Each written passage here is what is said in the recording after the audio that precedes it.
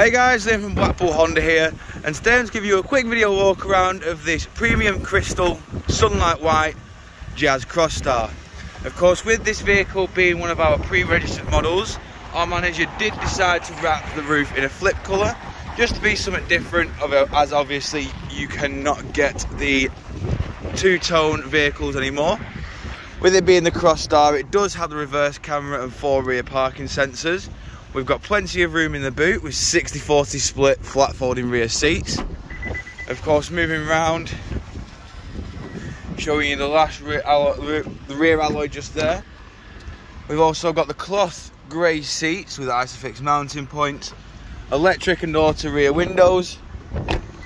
In the front, we have all 4 electric window switches, electric central locking, window lock, and obviously your electric adjustment with power fold for the wing mirrors. We also have your electric handbrake, econ, eCVT gearbox. The B on the gearbox does stand for the regenerative braking, so it will put more charge back into the battery.